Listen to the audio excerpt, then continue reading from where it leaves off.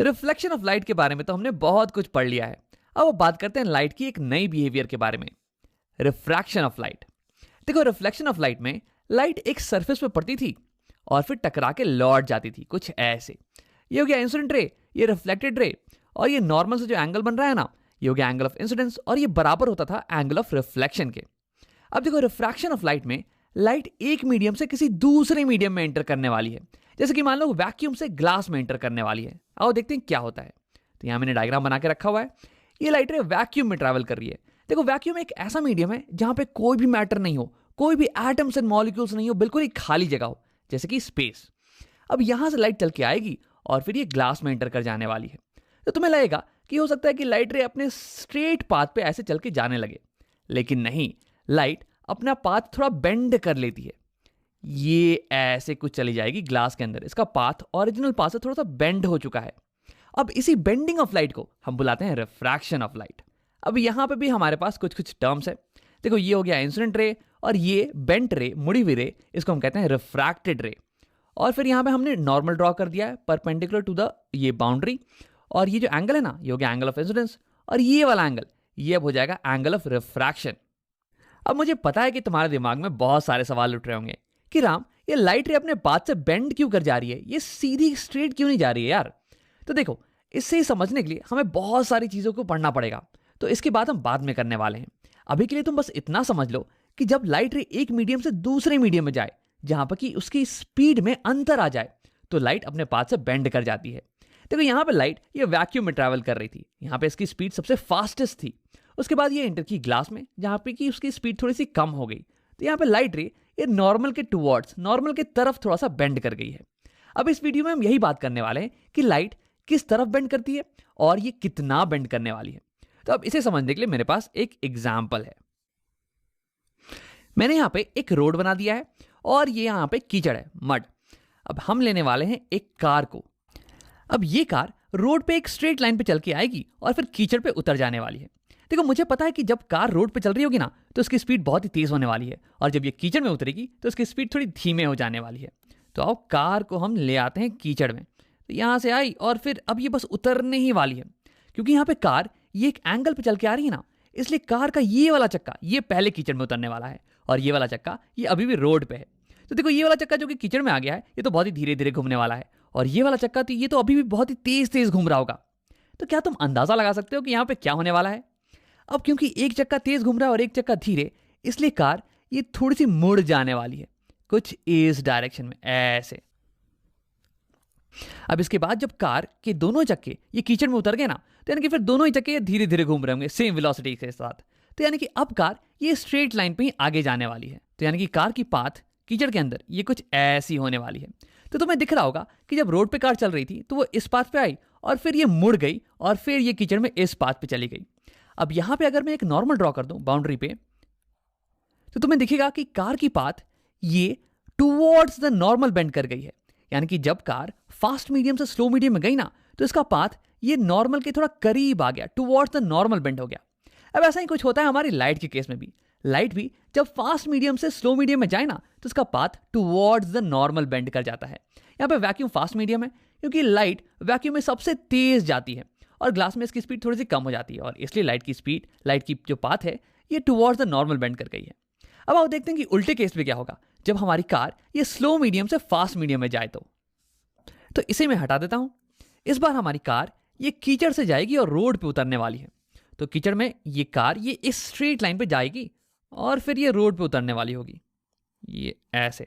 अब देखो, क्योंकि कार एक एंगल पे जा रही है ना, तो इसलिए कार का एक चक्का तो कीचड़ में ही रहेगा और एक चक्का रोड पे आ चुका होगा, और जो चक्का कीचड़ में होगा ये तो धीरे धीरे घूम रहा होगा, ये कार को धीरे धीरे आगे ले जाने की कोशिश करेगा।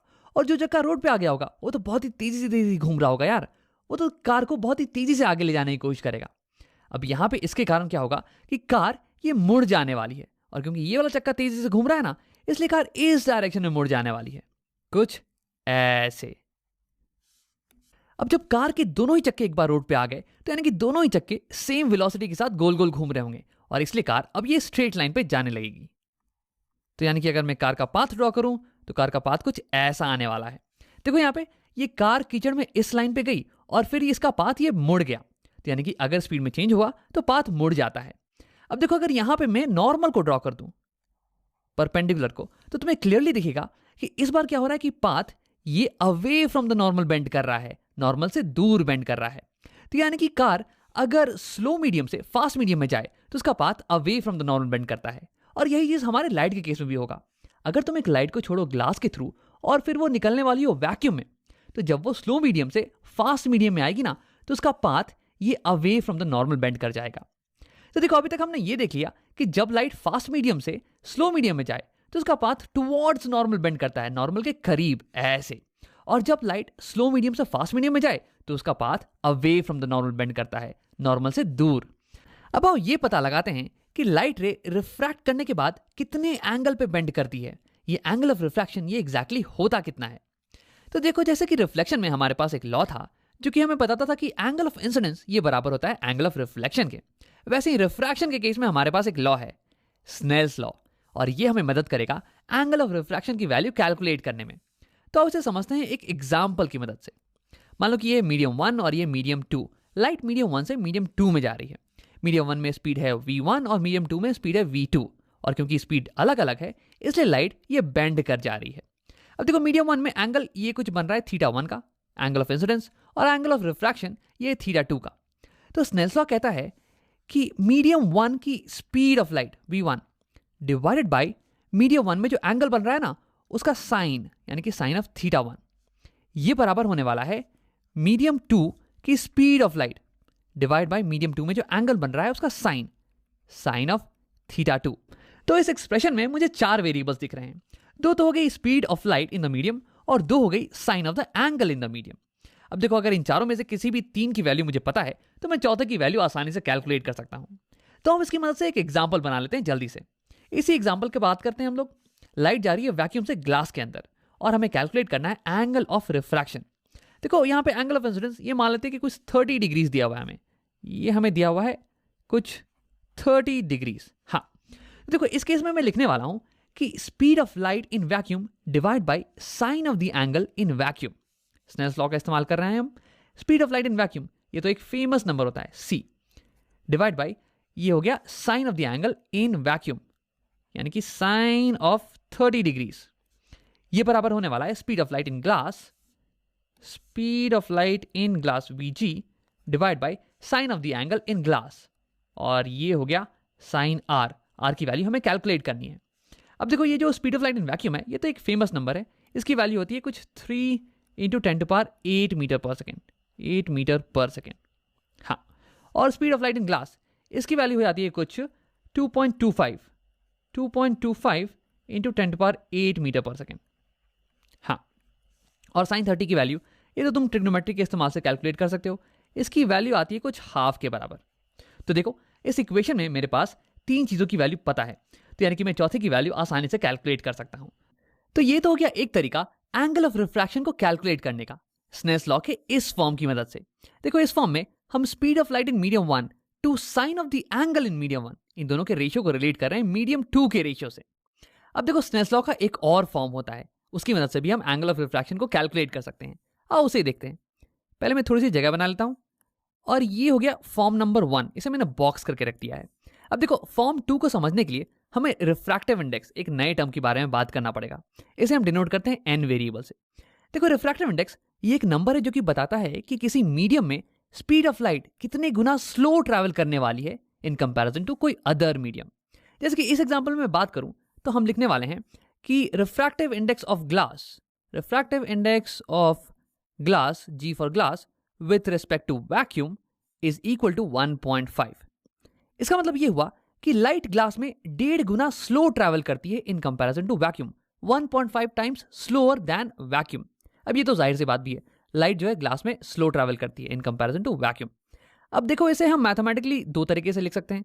एक तरीका तो ये हो गया कि speed of light in glass is equal to 1.5 times slower than vacuum, यानी कि speed of light in vacuum vv, वैसे इसे हम c से भी डिनोट कर सकते हैं, c कॉमनली हम यूज करते हैं, डिवाइडेड बाय 1.5। अब हम यहाँ पे डिवाइड इसलिए कर रहे हैं क्योंकि speed of light in glass ये स्लो है in comparison to speed of light in vacuum से। अगर ये 1.5 टाइम्स ज़्यादा होती तो यहाँ पे हम मल्टीप्लाई कर देते, लेकिन ये क्योंकि 1.5 टाइम्स स्लो है इसलिए हम डिवाइड कर रहे हैं। अब ये तो हो गया एक तरीका। एक तरीका ये भी है, देखो ऐसा भी हम लिख सकते हैं कि 1.5 this is equal to speed of light in vacuum divide by speed of light in glass. तो क्योंकि speed of light in glass ये 1.5 टाइम्स छोटी है speed of light in vacuum से, इसलिए अगर मैं वैक्यूम की स्पीड को डिवाइड कर दूं ग्लास की स्पीड से तो मुझे 1.5 मिल जाने वाला है। अब देखो ये दोनों जो एक्सप्रेशन है ना, ये बिल्कुल ही सेम है। अगर इसमें मैं 1.5 को एक साइड ले आऊं और वीजी को दूसरे साइड, तो मुझे ये चीज वापस से मिल जाने वाली है। तो अब आओ क्या करते हैं, एक बार एक जनरल फॉर्म लिख लेते हैं। अगर मान लो किसी मीडियम वन की रिफ्रैक्टिव इंडेक्स दी हुई है as n1 in comparison to vacuum, इसका मतलब ये हुआ कि speed of light in medium one this is equal to speed of light in vacuum divided by n1। अब देखो ऐसे ही करके मैं किसी भी मीडियम की स्पीड ऑफ लाइट को रिप्रेजेंट कर सकता हूं रिफ्रैक्टिव इंडेक्स के टर्म्स में। अब मैं क्या करने वाला हूं कि इसको मैं इस फॉर्म में डालने वाला हूं, स्नेल्स लॉ के इस फॉर्म में। मैं v1 की जगह पे लिख सकता हूं एस सी बाई n1 और v2 की जगह पे लिख सकता हूं एस सी बाई n2। अब यही करते हैं, पहले मैं थोड़ी सी जगह बना लेता हूं यहां पे।